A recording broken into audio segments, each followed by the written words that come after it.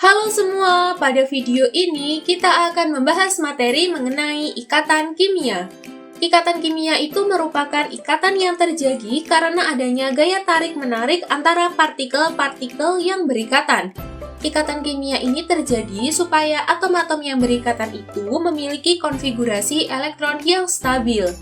Ikatan kimia itu dibagi menjadi tiga, yaitu ikatan ion, ikatan kovalen, dan ikatan logam. Ikatan ion ini merupakan ikatan yang terjadi antara unsur logam dan unsur non-logam.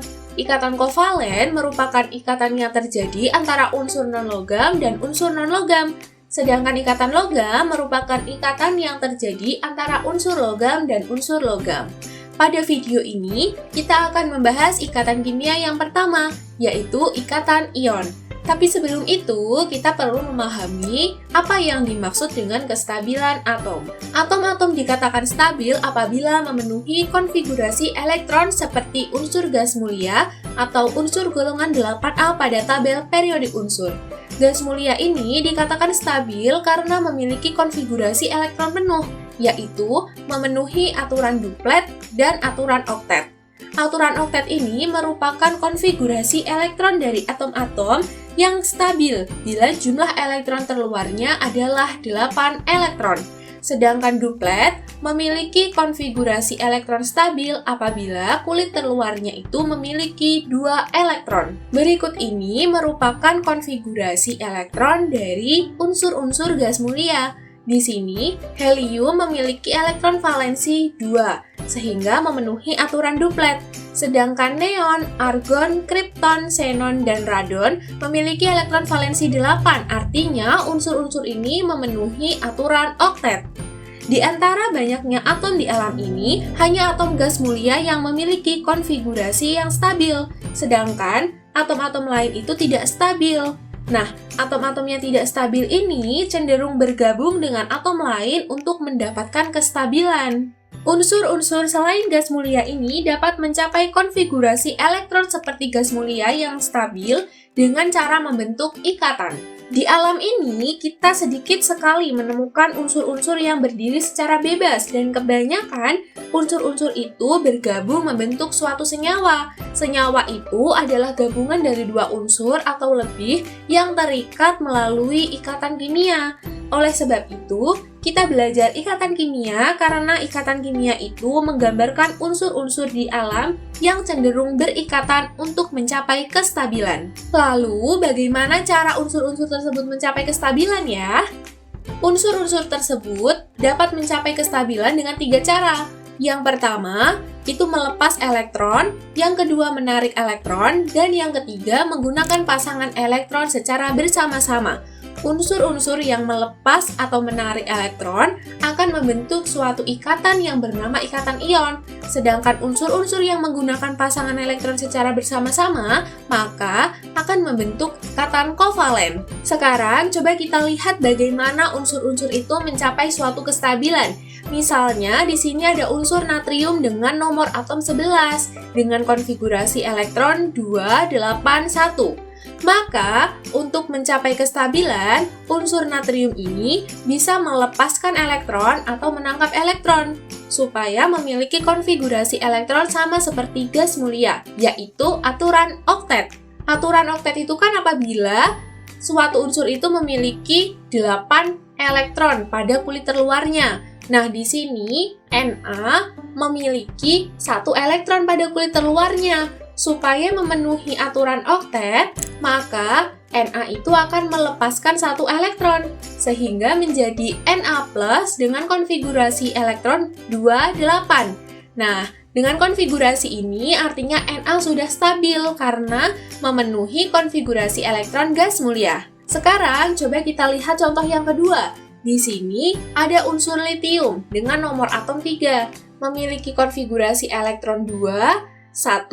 Nah, untuk memenuhi aturan duplet atau oktet, maka litium ini bisa melepas 1 elektron, sehingga menjadi Li+ dengan konfigurasi elektron 2, yang artinya memenuhi konfigurasi elektron gas mulia, yaitu aturan duplet. Nah, Di sini ada unsur lain yaitu aluminium, sulfur, dan klorin.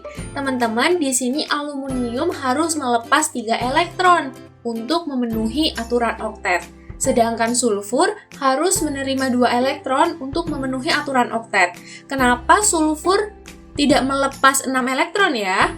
Teman-teman, di sini sulfur menerima 2 elektron karena apabila dia harus melepas 6 elektron membutuhkan energi yang banyak sehingga sangat sulit dan dia lebih mudah untuk menerima 2 elektron sehingga sulfur bermuatan 2- karena menerima. Lalu, untuk Cl, dia juga menerima 1 elektron. Kenapa harus menerima 1 elektron? Karena apabila klorin ini melepas 7 elektron, itu akan sangat susah sekali. Energi yang dibutuhkan akan sangat besar, sehingga Cl ini lebih mudah menerima 1 elektron dan bermuatan -1. Dan konfigurasinya 288, memenuhi aturan oktet. Saat terjadi ikatan kimia, elektron yang paling berperan itu adalah elektron terluar atau elektron valensi. Nah, lambang Lewis ini menyatakan jumlah elektron valensi dari suatu unsur yang disimbolkan dengan titik-titik yang mengelilingi unsur tersebut. Contohnya, di sini ada unsur natrium dengan nomor atom 11 yang konfigurasi elektronnya adalah 281. Nah, di sini bisa kita lihat teman-teman, natrium ini memiliki elektron valensi 1, sehingga apabila kita gambarkan lambang Lewisnya menjadi seperti ini. Ada 1 elektron yang mengelilingi unsur natrium. Lalu, yang kedua ada unsur karbon. Nih, di sini unsur karbon itu nomor atomnya 6. Nah, konfigurasi elektronnya adalah 2, 4. Artinya memiliki 4 elektron valensi. Sehingga apabila kita gambarkan lambang Lewisnya, akan ada 4 elektron yang mengelilingi unsur tersebut. Begitu pula dengan unsur O yang memiliki elektron valensi 6, maka akan ada 6 titik yang mengelilingi unsur O. Lalu untuk magnesium yang memiliki elektron valensi 2, maka akan ada 2 titik yang mengelilingi unsur magnesium tersebut. Nah, sekarang kita masuk ke ikatan ion. Ikatan ion ini merupakan ikatan yang terjadi akibat adanya serah terima elektron, sehingga membentuk ion positif dan ion negatif yang diikat oleh suatu gaya yang bernama gaya elektrostatis. Gaya elektrostatis ini merupakan gaya tarik-menarik antara kedua ion yang berbeda muatan. Nah, suatu senyawa yang di dalamnya ada ikatan ion disebut dengan senyawa ionik. Ikatan ion ini kan terjadi antara unsur logam dan unsur non-logam. Nah, unsur logam ini memiliki elektron valensi kurang dari 4, sehingga untuk mencapai kestabilan cenderung melepaskan elektron dan membentuk kation atau ion bermuatan positif.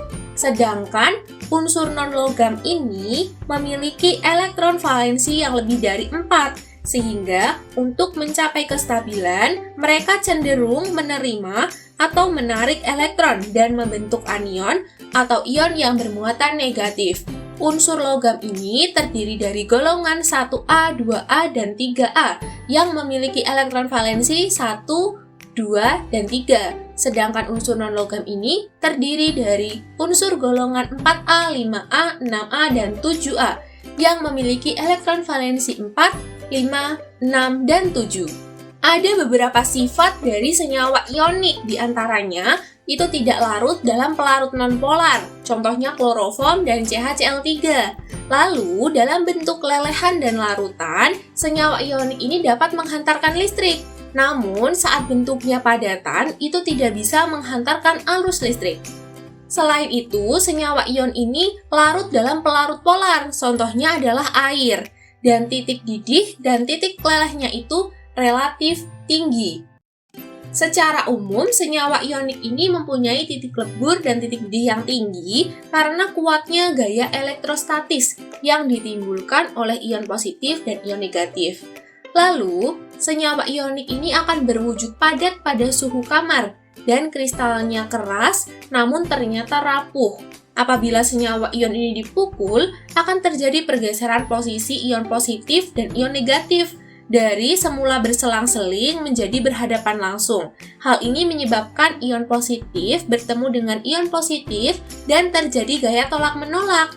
Inilah yang menyebabkan kristal dari senyawa ionik ini bersifat rapuh. Sekarang, yuk kita bahas contoh terbentuknya ikatan ion.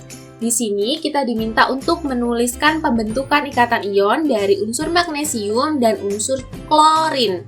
Nah, di sini magnesium itu pertama kita tulis dulu konfigurasi elektronnya, yaitu 282. Lalu klorin konfigurasi elektronnya adalah 287.